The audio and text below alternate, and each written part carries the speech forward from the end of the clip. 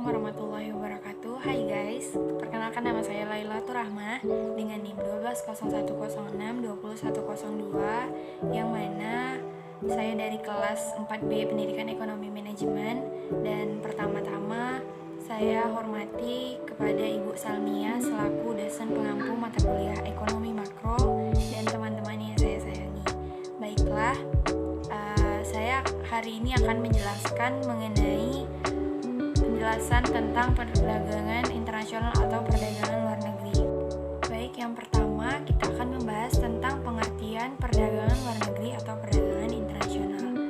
Perdagangan luar negeri atau perdagangan internasional ini adalah hubungan perniagaan antara para pihak yang berada di dua negara yang berbeda secara garis besar dilakukan dalam bentuk ekspor dan impor.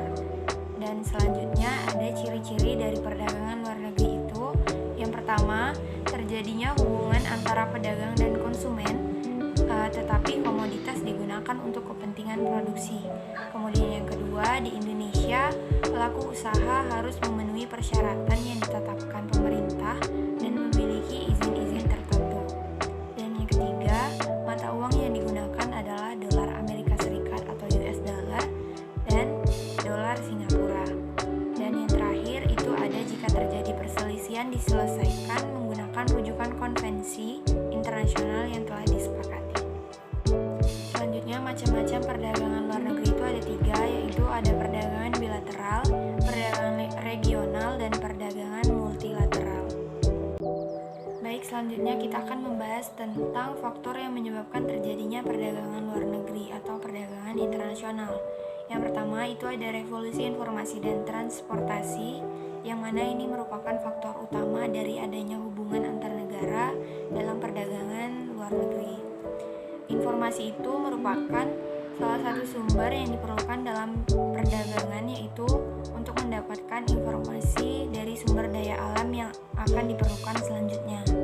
Kemudian transportasi itu adalah penggunaan sarana dalam melakukan perpindahan atau pengiriman barang dari satu negara ke negara yang lain. Dan yang kedua ada ketergantungan. Ketergantungan itu adalah kebutuhan suatu negara terhadap barang konsumsi atau barang baku untuk industri yang secara absolut tidak tersedia atau secara relatif tidak ekonomis. Kemudian yang ketiga ada liberalisasi ekonomi, yaitu kebebasan setiap negara dalam melakukan hubungan transaksi dengan negara manapun, baik dalam bentuk kerja, sama, ataupun perdagangan. Kemudian selanjutnya ada kebutuhan devisa. Kebutuhan devisa ini merupakan faktor penting dalam sistem moneter setiap negara karena akan menentukan ketahanan finansial dari suatu negara tersebut. Oleh sebab itu, hampir semua negara berupaya meningkatkan cadangan devisa dengan cara mendorong dan meningkatkan ekspor sebagai salah satu sumber devisa. Baik, selanjutnya kita akan membahas tentang teori perdagangan luar negeri atau teori perdagangan internasional. Yang pertama itu ada model Ricardian, yang dimana dia memfokuskan pada kelebihan komparatif dan mungkin merupakan konsep paling penting dari teori perdagangan internasional. Di dalam teori ini, negara mengkhususkan dalam memproduksi apa yang mereka paling baik produksi. Kemudian di dalam model Ricardian ini tidak secara langsung memasukkan faktor pendukung seperti jumlah relatif dari buruh dan modal dalam negara. Yang kedua, kita akan membahas tentang model faktor spesifik. Di dalam model ini, mobilitas buruh antara industri satu dengan yang lain sangatlah mungkin ketika modal tidak bergerak antar industri pada satu masa pendek. Kemudian model ini ideal untuk industri tertentu. Model ini cocok untuk memahami distribusi pendapatan. Kemudian selanjutnya ada model gravitasi, yang dimana perdagangan menyajikan sebuah analisa yang lebih empiris dari pola perdagangan dibanding model yang lebih teoritis di atas. Kemudian pada bentuk dasarnya model gravitasi ini menerka perdagangan berdasarkan jarak antar negara dan interaksi antar negara dalam ukuran ekonominya. Model ini juga telah terbukti menjadi kuat secara empiris oleh analisa ekonometri. Selanjutnya kita membahas tentang manfaat dari adanya perdagangan luar negeri atau perdagangan internasional internasional. Yang pertama itu adalah memperoleh barang yang tidak dapat diproduksi di negara sendiri. Kemudian yang kedua ada memperoleh keuntungan dari spesialisasi. Yang ketiga ada memperluas pasar dan menambah keuntungan. Dan yang terakhir ada transfer teknologi modern. Selanjutnya kita akan membahas tentang hambatan dalam perdagangan luar negeri. Yang pertama itu ada transportasi, yang mana ini berkaitan dengan pengangkutan barang atau komoditas barang dari negara pengekspor ke negara pengimpor. Jika dua negara mempunyai jarak yang jauh dan tidak terdapat transportasi reguler, maka akan menimbulkan banyak masalah. Kemudian yang kedua ada sarana dan fasilitas pengangkutan, adalah jenis pengangkutan untuk pengiriman barang atau komoditas harus dapat disesuaikan dengan sarana yang tersedia di pelabuhan tujuan. Contohnya saja di Indonesia itu pelabuhannya tidak semua mempunyai fasilitas seperti terminal peti kemas. Selanjutnya yang ketiga ada sistem pembayaran, dan yang keempat ada kebijakan pemerintah, yang mana kebijakan pemerintah ini adalah berbagai ketentuan atau regulasi yang dibuat oleh pemerintah suatu negara. Kemudian ketentuan atau regulasi tersebut bertujuan untuk memberikan perlindungan kepada pihak pengusaha dalam negeri maupun luar negeri. Dan yang terakhir ada ketentuan internasional, yaitu untuk kesepakatan yang dibuat oleh dua negara atau lebih.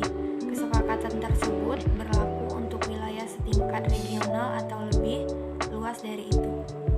Yang terakhir kita akan membahas tentang bagaimana pola meminimalkan hambatan dari adanya perdagangan luar negeri atau perdagangan internasional. Yang pertama itu ada menciptakan Multilateral Special Steel Agreement atau MSSA, yang dimana ini adalah proposal yang diajukan oleh awal tahun 1996 oleh Asosiasi Industri Besi Eropa dan Amerika Serikat untuk mencapai kesepakatan yang terkait dengan larangan subsidi, penghapusan hambatan, praktik kompetisi, dan eliminasi distorsi perdagangan global. Kemudian yang kedua ada National Treatment, yang mana adalah salah satu prinsip GATT yang melarang perbedaan pemberlakuan antara barang asing impor dan barang domestik di pasar domestik. Kemudian yang ketiga ada North American Free Trade Agreement atau NAFTA, yaitu adalah salah satu perjanjian perdagangan negara-negara di kawasan Amerika Utara yang beranggotakan Amerika Serikat, Kanada, dan Meksiko, yang bertujuan mengurangi hambatan di bidang perdagangan jasa, mencabut sebagian besar pembatasan terhadap investasi luar negeri, dan menjamin perlindungan yang cukup bagi hak milik intelektual. Dan yang terakhir ada anti-dumping, yang dimana itu adalah kontraksi terhadap suatu jenis produk impor yang produsennya dituduh melakukan praktik dumping, biasanya dalam bentuk bea masuk. Baik, telah selesailah saya menjelaskan mengenai materi hari ini tentang perdagangan luar negeri atau perdagangan internasional. Mohon maaf apabila ada salah sikap atau kata dalam menyampaikan materi tadi, dan saya ucapkan terima kasih kepada yang sudah menonton. Jangan lupa like, comment, and subscribe. Dan saya akhiri dengan wabillahi taufiq wal hidayah. Wassalamualaikum warahmatullahi wabarakatuh.